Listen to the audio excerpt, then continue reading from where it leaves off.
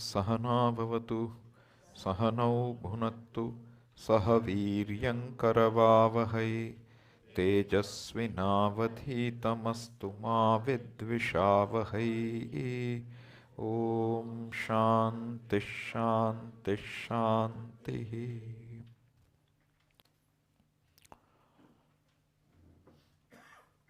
So we are trying to understand what is, and what is Ishvara, all-knowing. So the word God has to yield the meaning which we want to see, which we are seeing now. It is the order. What is order? It's the relationship between cause and effect. When there's a cause, the effect is invariable. Given a particular cause, the effect will be what it has to be. Inside and outside. If there's a flood, there's a reason for it. If there's an earthquake, there's a reason for it. If there's a tsunami, there's a reason for it. If millions die, there's a reason for it. Why did God create the world like this? Question. Why is God so unkind? Why did He create AIDS? Why did He create COVID? If God created it, you can blame Him. There is no God standing apart from the world. Ishvara alone is the nimitta karana, the material cause, as well as the maker. Therefore, everything in the world is Ishvara. And everything that changes, the world is nothing but transformations. Outside and inside transformations. Every transformation is governed by laws. Every law is the knowledge of Ishvara. Therefore, there is no Ishvara standing apart and saying, okay, I enjoy seeing you suffer. That's not Ishvara. He's not a sadistic fellow who's sitting and watching you cry. Ishvara is in the form of what is. This is how Ishvara is. So there is no reason to question, why He made the world like this. Because they will say, दुनिया बनाने वाले, क्या तेरे मन में समाई? तूने काहे को दुनिया बनाई? Why did you make this world? What came upon you to make this world? It's such a painful world. He didn't make. Then who made? Who made? Ishvara made or didn't make? Ishvara didn't make. Then who made? Ishvara is the world. He didn't make a world. He is in the form of the world. Upadana karanam means material is Ishvara. It means whatever you see is Ishvara. But what you pray to, what you relate with, is not a material. What do you relate with? You pray, you have a Shivalinga, Gangadhareshwara. You pray. What do you pray to? Do you pray to that form? What do you pray to? You don't pray to the form. Through the form, you invoke the All-Shakti. Ishvara is the maker, the conscious being, and that conscious being is invoked in and through anything that you want to invoke. You can invoke it in any form. Therefore, in our country, any form of worship is valid. You can worship Ishvara in anything you like. We never understood when the other religions came why they have a problem with this. So, we are given a name. What? Idol worshippers. Idol worshippers. Are we idol worshippers? You ask any fellow who is doing a worship. You ask, is he an idol worshipper? He has no notion that idol is Bhagavan. It's an altar, right? So every day you are happy to do what? Wali used to do this. No? Wali is as big as a mountain, okay? Wali is not small fellow, a huge guy. So how does he do his puja every day? He goes to the beach, he takes all the sand and he makes one huge Shivalinga. Then he will finish his puja and he will do Visarjanam and come. You bring Ganesha, you pray, you offer a lot of prayers, and then what do? You put him in the Ganga. Please go. Come back next year. Where will he come back? From the bottom of the ocean, from the river or what? He never goes, he never comes. You invoke Ishvara, which means Ishvara is always there. When you bring him to your mind, you see Ishvara there. It's purely a question of bhavana. You recognize Ishvara here, you recognize Ishvara there. So if you see Ishvara as order, which means everything there is, and every process of transformation, everything that is happening. So right now, you are hearing me. The words are what? Ishvara. The sound travels through the medium of air is what? Ishvara. That it travels at a given speed is what? Ishvara. That your eardrum vibrates and then the nerves will go and send it to the brain, and you interpret it and you understand this sound means this. That is what? Ishvara. You tell me now, you now try to be away from Ishvara. So there is two types, okay? People ask, Swami, how to stay connected with Ishvara? So Swami, you would say, try the opposite. Try to disconnect yourself from Ishvara with this understanding. Try. Wherever you go, the goer is Ishvara, the going is Ishvara, the gone to is Ishvara. You never can go away from Ishvara. But that's an understanding.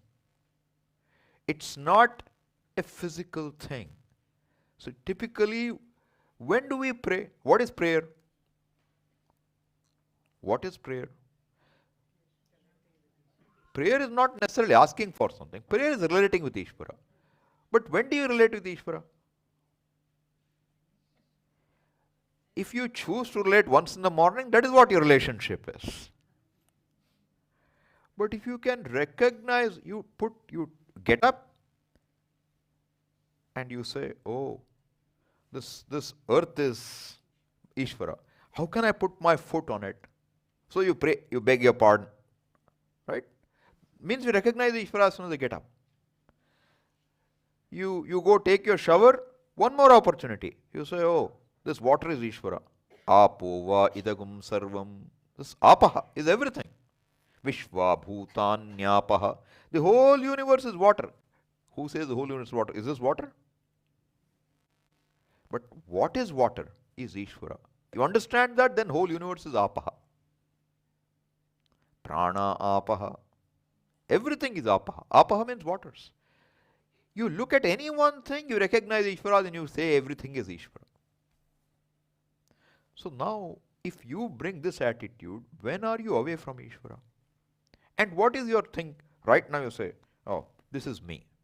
This is my body. And if it's a weightlifter or a model, what is there, or a singer, what is your claim to fame? Look at the muscles. You can see every muscle. He pumps iron. He's Iron Man. So, who made you an Iron Man? What is Iron Man?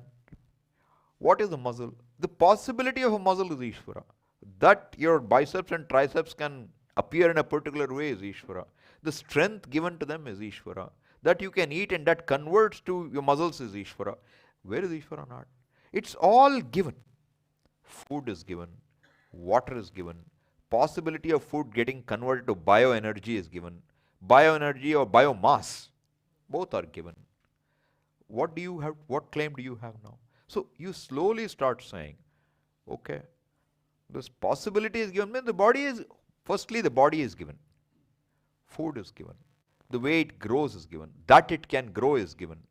You keep handing over what you claim as yours. You keep giving back unto Ishvara what belongs to Ishvara. Then what is the ego you have?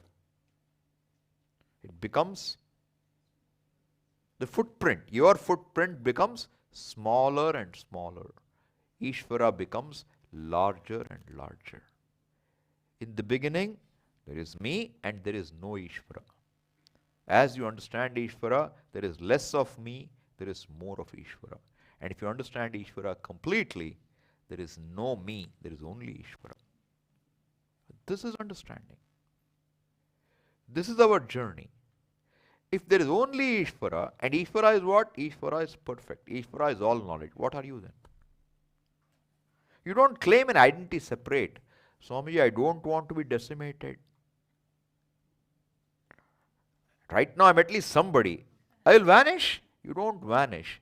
You own up something much larger than what you own up today. So, and Ishvara is not just all this sound is heard, etc. Your fear, your sense of shame, your sense of smallness, your sense of being insecure is also Ishvara, which means you don't have to blame yourself for that. That possibility is also given. And the possibility of growing out of that is also given.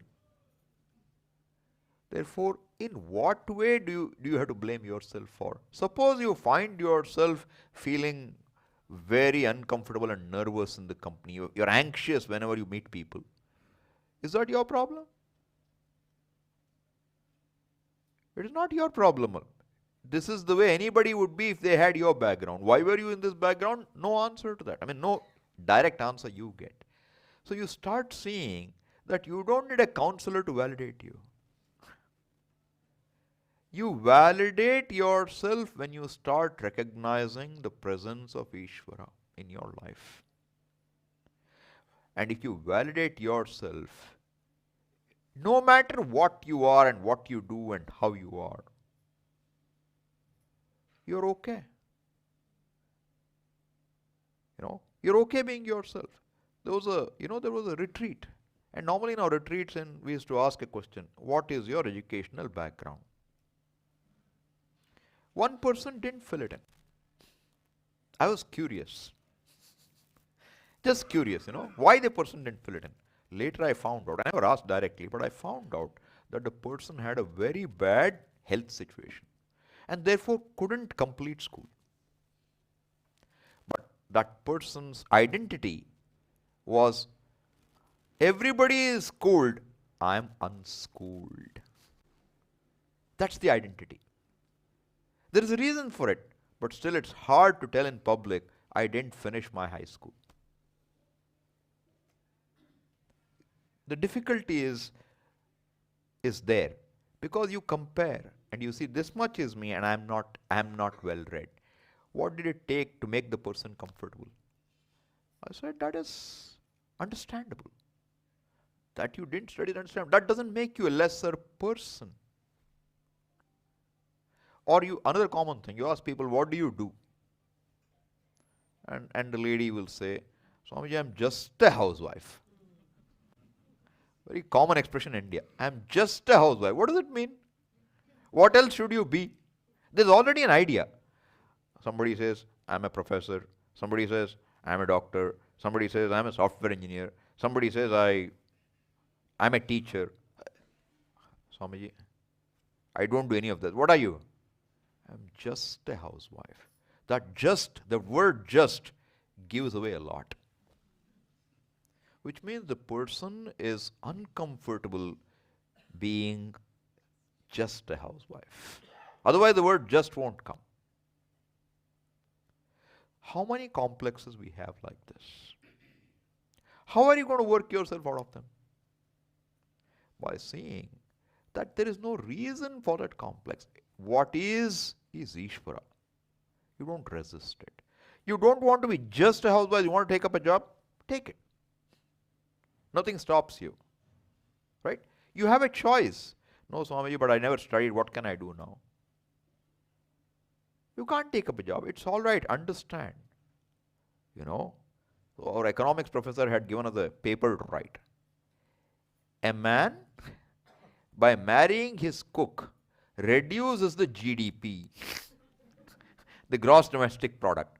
True or not? Till your cook works for you, you pay her. Now when you married her, what happens? She becomes unpaid cook. And therefore, the total economic value dropped. So you can look at any which way, okay? So, but what is the value they add? The value a person being at home adds is recognized by every one of us who's grown up with good parenting. We had a mother to come home to. It was not like, you come home and there is nobody at home. When you go from home, there is nobody at home. The only time you see your mother or father is on the weekend. That's today's lot. That is if you're lucky. There is no lap available because the lap is already occupied by a laptop.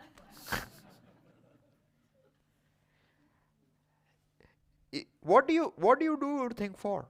The person says, I'm doing everything for my children, and he never sees his children when they grow up. Is that the meaningfulness of life? I mean, this is all, you divide your life into sectors. Professional life, personal life, another life. What is all this? Finally, one person was split into three. So I'm saying, everything has its place in life. There's balance.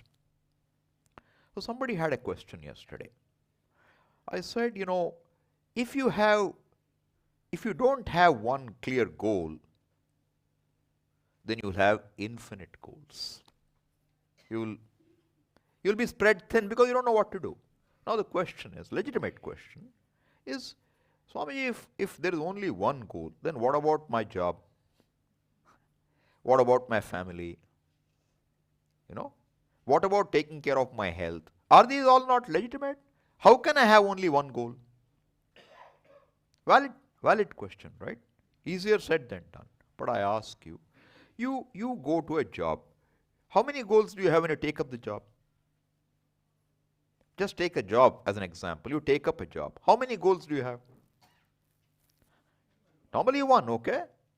It will have to pay the bills, of course.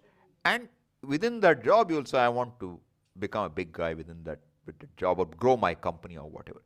Now what do you do for that? You do so many things. You might go for training. You might hire more people, right? You might design a new compensation system. You might design a new, employee, appraisal system. Depending on what you do. Every fellow in the company is contributing to the company's growth. The company has only one bottom line. Aren't you all contributing to the same bottom line? So, what is kept in view? Your goal is kept in view, and everything has to connect to that goal. Correct? Without a healthy body and a healthy mind, you can't pursue anything. Therefore, what is our prayer? One of our prayers, Apyayantu mamangani. Apyayantu means may they be nourished. Or, we say, Bhadram karne vishnuyama devaha. May I hear what is auspicious? Bhadram pashyema. May I see what is auspicious? Sthirairangai stuštuvagum sastanubhihi. Sthiraihi angaihi, with limbs which are stable, which are healthy. May I do your stuti. May I praise you. May I recognize you. Means you need a healthy body. Without a healthy body, there is no possibility of any pursuit. And a healthy mind is needed. So you have to take care of your health. No question about it. Difference is this. If you don't have a goal, you always have a goal. Whether you know it or not, you're doing something. If you have a goalless behavior, then you will be scattered all over anyway. So now what is your goal? Okay, I'm going to become a millionaire. Let's say that's your goal. Right? So what will you do now?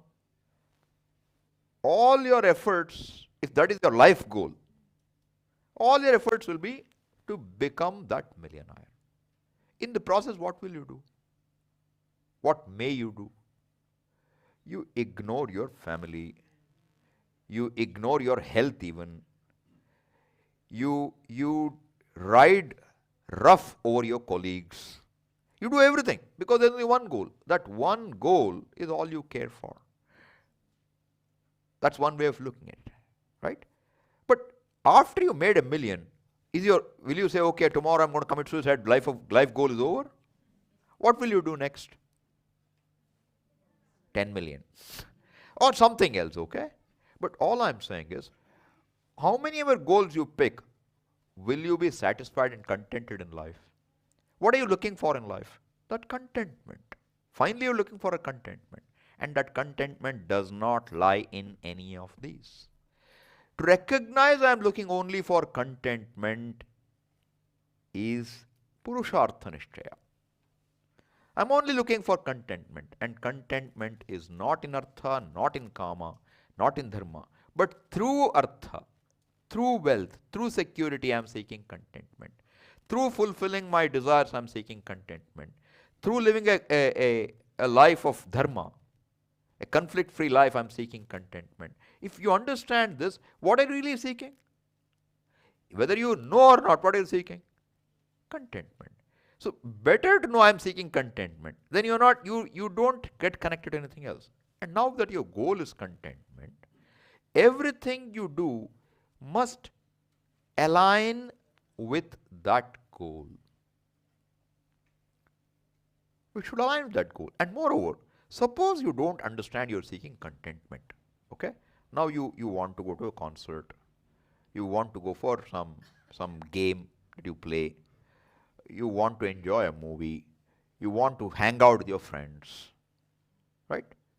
And you also want to have some quiet time in some place. Now all these are standing in front of you. Which one will you pick and how? How will you choose one over the other? What's your basis? The basis for choice will only be your likes and dislikes. There cannot be another basis then.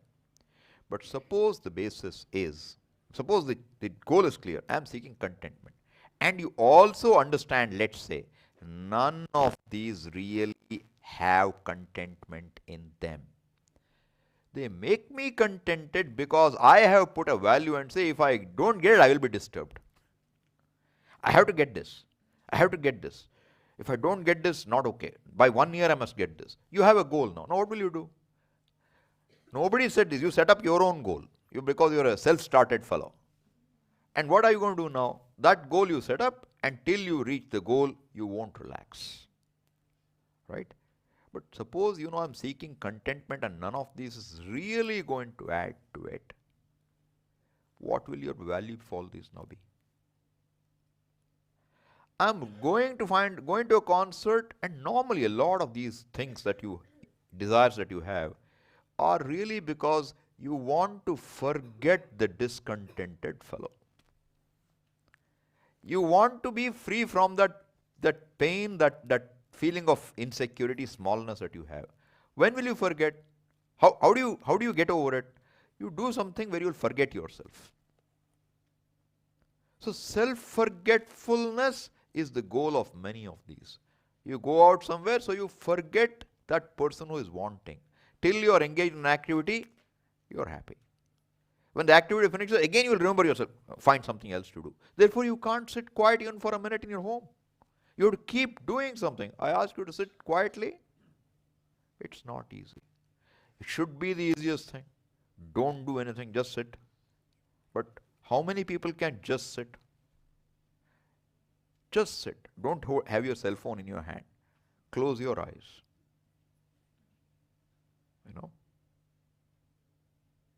It's not easy.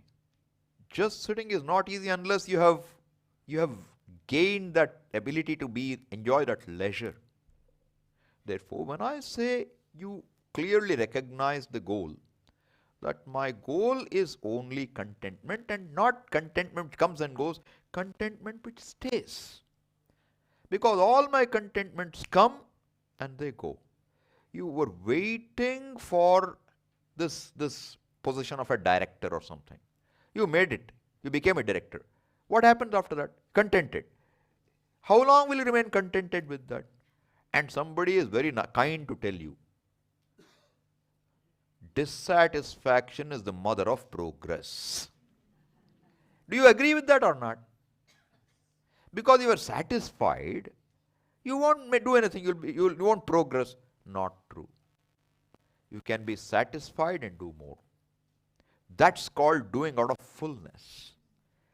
Doing for the sake of satisfaction is out of pressure. It's very different. But I'm saying, if you recognize contentment is your goal, then you can be contented even without doing anything, because you understand, by saying I must do this to be contented, you're setting yourself up to be discontented. No. So there was a rich man who was enjoying the beach. He was enjoying his holiday. And there was this poor man walking there. So the rich man asked him, what are you doing here? Why don't you go and catch some, do something. Like what? Catch some fish. There's a fisherman community. Okay, what will I get by catching fish? You will get some money. Okay, what will you do with that? What should I do with that money? You can have some proper food, some clothing you can have. Okay. Then, after that, what should I do? Okay. Then what should I do after that? Then you can save some money. And you can buy a larger boat. Good. What will I do with the larger boat? You can catch more fish. Then what should I do after that? Then you make even more money. And you can buy a trawler. You can get even more fish. Then what will I do with all the fish I catch? I can't even sell it probably. Then you open a fish processing industry. Then what should I do? Then you buy a big house. Then what do? You buy cars. You enjoy. Then what do? Then you take a holiday. Like I'm taking right now. And what do? Walk on the beach. That's what I'm doing right now. Why should I go all the way? You see the silliness of it? This is what we are doing busily. Because everybody does that. And all the media will take you towards that direction. You have to enjoy so many things. Who said so? Without thinking, life is of no use. We waste our life without thinking. Avichara is our enemy. Avidya is our enemy. Number one. So if you think about what you really want in life, your life priorities get straightened out. Otherwise, you don't have a way to prioritize them. Now, you're married, you have a family, you're working, and now you're exposed to this knowledge. What should you do? You know now there is something more than what you thought is the goal of life. You become informed. Now you can be alive to this reality. Whatever responsibilities you have, you do. But your attitude now is not that I take care of my family. Your attitude is, Bhagavan enables me to take care of my family. It's given. A child is given to you. People who want children may not get children. And people who have children may not want them. But I'm saying a child is given. You can't decide that you will have a child. Even if you decide, you may not have one. Right? So everything is given. Every possibility is given. Now you start becoming aware of this. So work you do. But what is the purpose of work? You become clear now. Work is not an end in itself. Therefore, work alone is not going to leave you satisfied, because you work all the time and you find out, you go after 10 years of working very hard, you go one morning and they say, I think you should look for better opportunities elsewhere, because your skills, I think, can be put to better use in another place. What does it mean? Thank you. right? Take a break. And when you go away, where will you put all your eggs in one basket called work? Where does it leave you now? Where does it leave you? You're broken. Is that where we want to be? But suppose your goal all the way is I want to be contented. Work is only to put some, to meet my ends, to have some economic elbow room. I want to do some things. If I want to give for a good cause, I should be able to give. If I want to take care of my parents, I should be able to take care. My child should go to a good school. Fine. No problem. But suppose you don't understand that work is everything. Or even when you work, you say, my colleague lives in this kind of a area, in this locality, in this kind of a mansion he lives. I should also have one. You put money. You bought a $500,000 house. And then you're stuck with your mortgage. And until you pay, you're okay. But you realize now to pay it, you have to keep having a job which is paying you well. If you lost that job, you're stuck. You have to find another job which will pay you equally well. And nobody pays you for sitting at home. They pay you because you earn much more than that. So I'm saying it becomes a cycle in itself. Why? Because of one thinking that this big house is what I need for my pleasure. Or that this job is my main thing. Each of these is trouble. Or somebody is told, this person is not well, not doing too well. Then the family thinks, I think he'll do well when he gets married. Because, poor guy is lonely. And the girl's parent also thinking the same way. She is lonely and she is not okay when she gets married. Two incomplete fellows, when they join together, it doesn't make a complete thing. It's a wrong notion. I'm saying anything done without thinking is trouble. But I'm saying, if you see, job is one part of life. Marriage is one part of life. Bringing up children is one part of life. Everything is a part of life. But there is only one goal. Contentment. Does it add to my contentment? I will engage. If it takes me away, I drop it. You see how your choices now get directed in a way. Everybody, you're a youngster, and all your friends decide they have to go out and have a party. And in the party, what do? They have drinks. What is the purpose of a drink? You think about it. Why does a person drink? What does a drink do? It loosens something here. Okay? Thinking is our capital.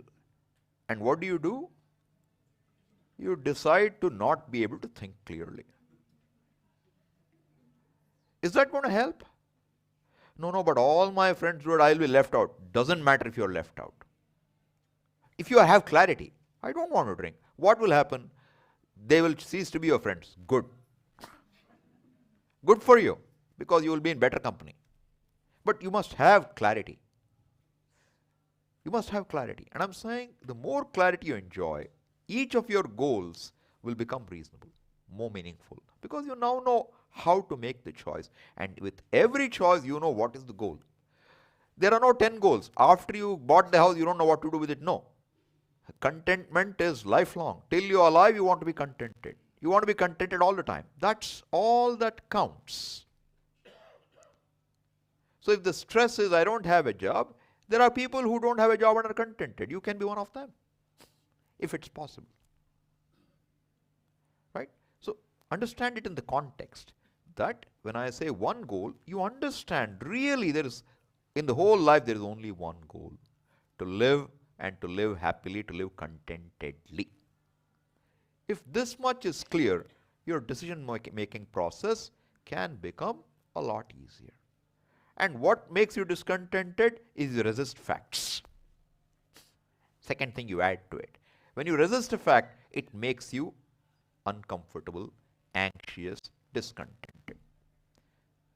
And you assign a cause for a discontent. You say that discontentment is my problem. So you try to get rid of one discontentment, but there are 10 more waiting in the queue.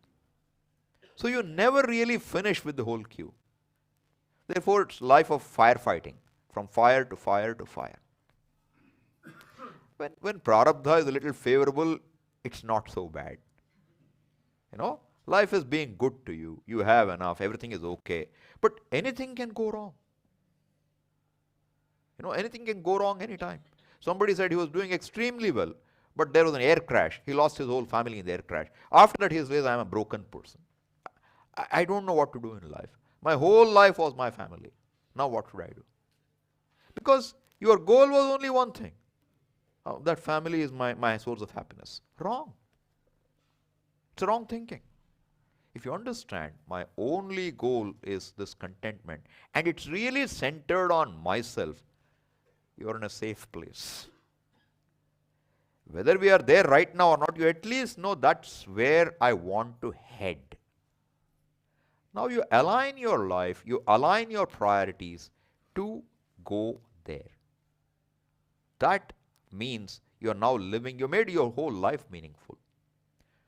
And connecting with Ishvara is not just prayer and things. What do we say? When you recognize Ishvara's presence everywhere, whatever you do is a contribution in Ishvara's creation. You have a place in this creation. You are here for a purpose. Ishvara has put you in a place at a time for a given purpose. What that purpose is, you have to figure out. Today, you have to figure out. But generally, you have a feel of what is expected of you in a given setup. And because of some goals, you avoid that and try to do something else. Rather than that, what do you know? You do what is to be done by you. You do. And you understand that if you don't do what is to be done by you, it will create conflict. It will create guilt and hurt. So, doing what you have to do is called worship. Swakarmana tam abhyarchya siddhim vindati manavaha. By doing what has to be done, a human being gains success, grows, just by doing what is to be done. Swamiji, everybody else doesn't do. Why should I do? Everybody has their own ideas about what is success, what is growth. What is success? What is success? People always say one should be successful in life. What is success? Define success. If you define success as a particular event, then you will fight for that. If success is I am happy being myself, then success is more tangible to you. So you are happy sitting in your home and doing, just relaxing one day, it's fine. You say that the whole place, Ganga, is so dirty. Okay, what can you do about it?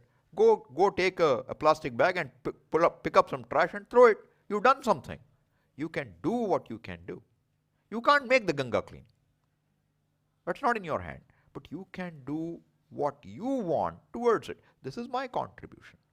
In any area you can be a contributor. If you're a contributor, you're fine. If you're a grabber, then you're in trouble because you always want to grab more and more. But in contribution, just give. So your work is worship. It's not that only you have to do this. Nothing wrong in a puja. Puja should be done. In fact, first you learn to develop a relationship with Ishvara. And that requires some physical action, physicalizing your devotion. If you don't physicalize it, you will only talk, you will not have devotion. So that physicalizing means kayikam karma. You have to do something with your hands. Light a lamp, it makes a change. In time, it will bring out a change. People say, okay, Swamiji, I know Bhagavan, why should I do this puja? You don't have to do a puja necessarily, but you have to do something to physicalize. Suppose you tell your spouse or somebody, I love you. Is that enough? You should know. If you tell somebody you love, is it enough? Do they know you love them just because you told them? You never spent time with me. You never bought me flowers for my birthday. You never remember the anniversary. You know, what is your love? You just say love. There's no love in there. How do you show the love? If you want to prove you love, how do you prove your love? What do you do? Do you do something or not? You have to express your love in some way. Suppose you relate with anybody. You're relating with somebody for 25 years. What does it involve when you say I'm involved for 25 years? There will be some activities together, some things that you do, connecting to each other. Same way if you say I relate with Ishvara, I ask you, how do you relate? How do you relate? It's not purely with thought. An action makes the thought real. An action builds an attitude. If you want to have an attitude of being honest, you have to act honestly. Otherwise, it doesn't happen. Otherwise, it's just words. You want to be compassionate. Suppose you're not compassionate. You want to be compassionate. How will you become compassionate? By acting compassionately. So you understand that growth requires activity. Growth requires relating with people too. You can't be in a cave and grow. Because in a cave you will be okay. Just by yourself. Maybe you'll be okay. Or maybe in the cave you'll be muttering. All these people are like that. No. Even in the cave you can be disturbed, you know. Or you can be okay. But as soon as you come out of the cave, you are in trouble. Which means what? You can only live in isolation. That's not life. You know. So it is a person who doesn't have a fear of a crowd, neither does he long for a crowd. Means what? Your contentment is centered on you, not on an external factor. That's growth. So I'm saying, when a person, Puja Swami would always say, marriage is for growth. Raising children is for growth. Because to raise a child means to understand. First time you start understanding what the child is crying. Why does it cry? You don't know. But there must be reason. Without knowing, what do you say? You accept the child's crying. Because it is your child, you know. If you are traveling by a train and you have someone with two children, you don't understand, but you will feel bad why they disturb your whole sleep in the night. But for the parent, they understand. A child cries because it has a reason.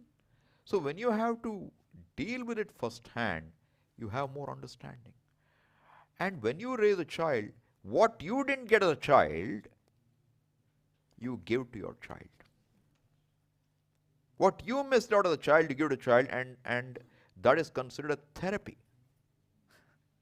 Because, you know, so many things you didn't get as a child. Now you have a child and you give all that. You heal in the process. It's great. So I'm saying nothing in life is meaningless.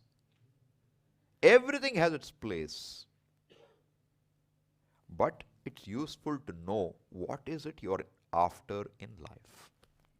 So you know clearly what I'm really after is only contentment all the way. Therefore, contentment does not lie in anything outside. This itself takes you a long way. And another thing is what? A fact cannot be changed. These are things to be remembered, okay? That's why I repeat them. Facts cannot be changed. Every situation is a fact. Your past is a fact. How much ever you wish it were different, it won't change. The more you remember and say my past was troubled, the more it will weigh you down. No? That's how it is. So how do you accept your past? If you see a larger picture. You know? See, any event looks very big at some place in some time. How do you make it how do you make that importance of that event less? You have to see it in a larger picture. See, you have this story of Akbar and Birbal, One line is drawn, and the challenge is what? Make that line smaller without rubbing it, without touching it. You can't touch that line. Make that line smaller. How you can do it? Draw a bigger line. That's because we all heard it. But suppose you didn't hear, we would really scratch your head. How can you make a line smaller without rubbing it? How can you make it smaller? You can't. But if you recognize the fact, when you see a larger line, this line naturally becomes small. How many events in life which we have seen which appeared very big, and when you look back, it looks like it was nothing. It wouldn't have made a difference either way. But at that time it loomed very large. Right? So, what are we doing here? We are presenting the bigger picture. We are not tied down to one or two experiences of life. We are saying the whole life is about you. You are the center of your life. And you really decide whether you will be unhappy or happy. Situations change. Situations you don't decide. But still you can decide whether you want to be happy or unhappy. How? Because if you say, this is missing, I want all these, you will be unhappy. If you say, okay, this is what I have, now what can I do? You have the freedom to do whatever you want. Acceptance is important to know. Acceptance does not mean inaction. Acceptance does not mean I won't do anything more. Acceptance is you don't fret over it. You don't resist what already is.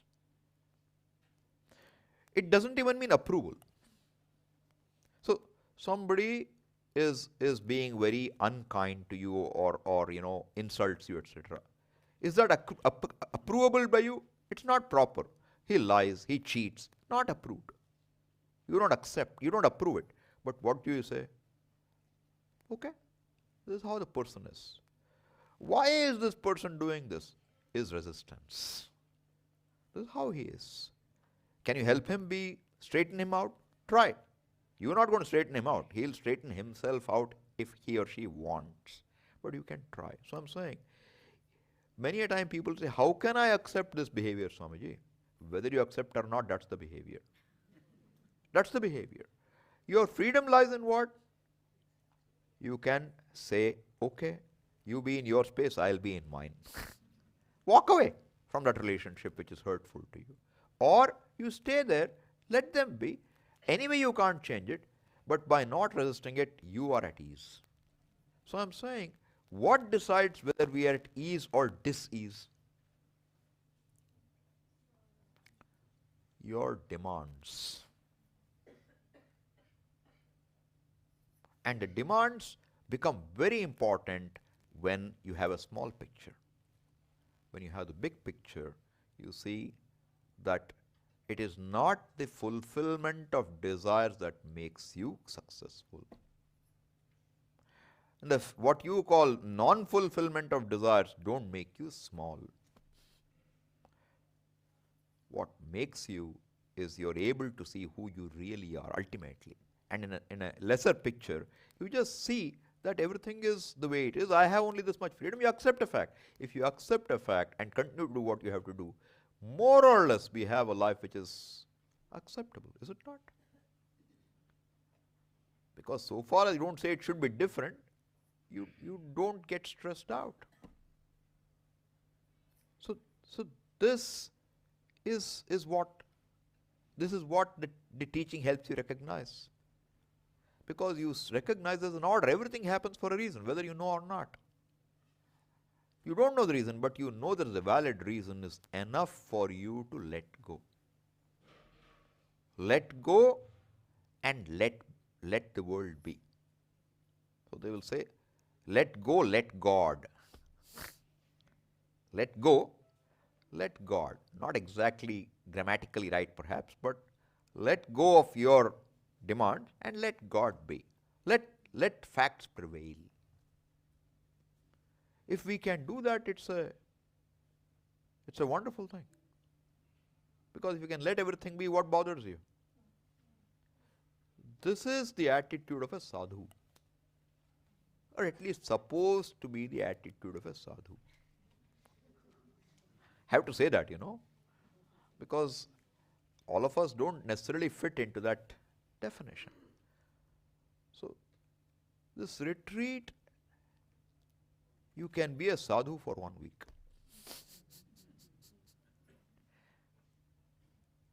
Like you leave your sandals outside when you enter the temple, you leave all your worries and demands outside for 1 week. When you go back, they'll be there, don't worry. Nobody will take your sandals away. They will all be waiting for you to pick them up. You pick them up and continue. But if you can leave them out for 1 week, you will know what it means to be burden-free for a week. This is how Swamiji would present these retreats, It's not just a change. It's an opportunity to renew yourself. It's an opportunity to go out a different person. Because your life priorities, the life directions, the life goals have undergone a transformation. It's not just, covering the old problems for a while. And when you go back to the same old problem. It's not that. But it requires me to be involved in this process. I have to see that I'm not here to learn something about other things. I'm here to learn about myself. I don't know myself, that is my problem. And I don't know the world either. World ignorance goes by other studies. Ignorance of myself does not go unless that is the subject matter of study. And the Vedanta study says, you take yourself to be something, but you know what? I have something to tell you. There is only Ishvara. You are not separate from that Ishvara. You are not separate from that Ishvara. Swamiji, how can I become all-knowing and all-power and all-pervading? The you that you know will never become all-pervading. The mind will never become all-knowing. But when your identity shifts, that this body is changing, whatever is changing, what is changing and I can see it change, cannot be me. Therefore, the body identity is not my identity. The mind is constantly changing. The mind identity is also not me. Then you tell me, where is your problem? Where is the I? Where will you place the I? If you drop the body and mind identity, you have to place the I somewhere. Where will you place it? That the Shruti comes and tells you. Jagat Karna Ishvara Tat Ishvaraha Tvam Asi. This is called Mahavakya. What is Mahavakya? What is the translation of Mahavakya? I don't know. Great sentence? It makes no sense, okay? What's a great sentence? Every sentence is equally good. What's a great sentence? It reveals a reality which is mind-boggling. But often what happens, you listen to it, it all sounds good. You dismiss it and go away. It sounds good. You don't have the Shraddha that it must be true. Or if you're happy if somebody else achieves it. Like Swami would say, if you take sannyasa, if somebody takes sannyasa, your mother is very happy and seeing, look, person takes. But the mother is not happy if her son takes sannyasa, generally. It always looks good outside. So somebody else knows it's great. But you have to grow out of all your needs is not easy. I want everything and I also want this contentment. That is not how it works. Because contentment is what you're seeking in and through every pursuit in life. So it is better to recognize what you're really seeking rather than seek by proxy. Seek in an indirect way without really knowing what. Because when you don't know what you're seeking, then it looks like you achieved something and then you lost it. You achieved something and you lost it. You achieved something and you lost it. And the whole life is the life of becoming. Always wanting to be different. This is the story of life. And the more clearly we see it, the more clearly you're aligned to what you want to do. And to quote Swamiji, he said, if in a lifetime, at the end of your life, if you come to this conclusion, even at the end of life, that all I was seeking is really contentment centered on myself, your life is successful. Means you made a huge progress just by recognizing that what you are really seeking is this. And you go one step further, there is no seeking because it is you. And to see it clearly, now the question is, see, once you know that this contentment or success is centered on you, it's not outside. If this becomes very, very clear to you, if it becomes, then you relaxed. You become relaxed. Because everything else does not have a hold on you now. Something did happen, it's okay. It's okay. You're able to become more objective. That means you'll enjoy the leisure to do what you want to do. So that clarity will help a lot. Because I understand the questioner's question, I'm dwelling on the question still. Because I see that it's important. You can't make a choice in isolation. You have a life to live. Live it. I'm not saying you should give up your job, give up your family, give up your responsibilities. Keep all of them. But make all of them aligned to your goal. See that every achievement of yours is an achievement in which Ishvara has blessed you. That I achieved will go away. That ego will become manageable.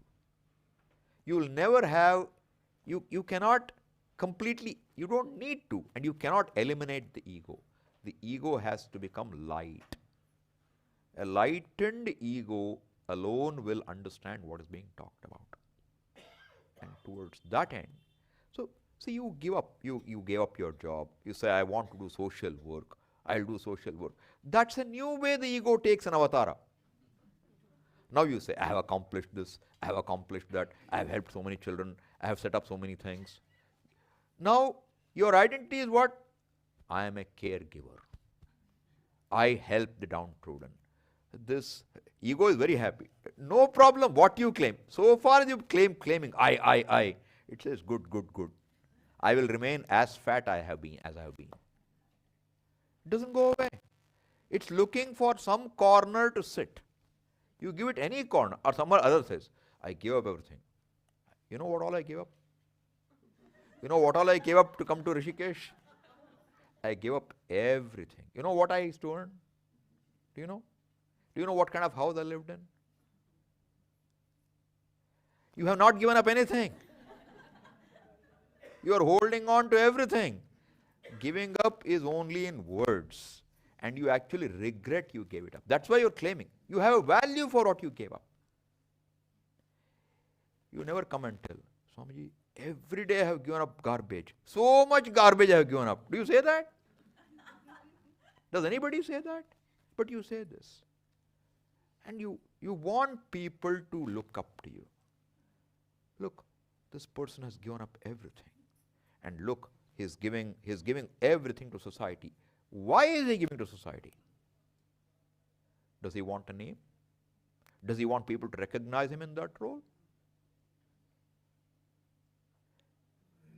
Is he unable to accept people? See, if you are unable to accept somebody not doing well, there's a pressure inside. You can't let that be also. So I'm saying we have to be very cautious. This ego is extremely smart. It will say, so far as you allow me to survive in some way, either as I gave up, or I am doing social work, or I'm studying Vedanta for 25 years, Swamiji. That's also a claim to fame. Another claim is what? How many students you have? You know, how much is the number of people who visit your web page or your channel? This is all very important. So who is the big Mahatma?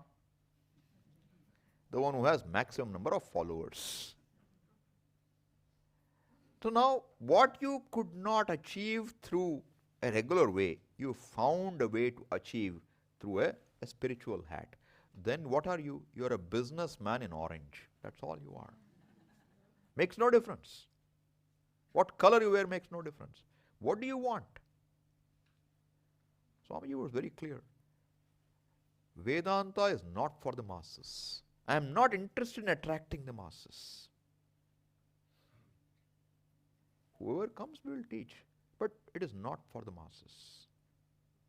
Only those who discover a value for it will come for this. Otherwise, this will become another means for something. There was a co-student I had. So he said why he has come for the course? Because he wants to learn English. I said, to learn English you come for a 3-year course? No, along with that I want to learn some Vedanta. Words, he doesn't want anything else. Then what? What is this for? I know yoga already. Okay, then what? There are a lot of foreign women who come to Rishikesh. One of them will get married to me. Then I will go overseas. Then I will teach yoga. What's his goal? His goal is to go overseas. That's his target. What Vedanta will he learn? So I'm saying ego will come in various ways.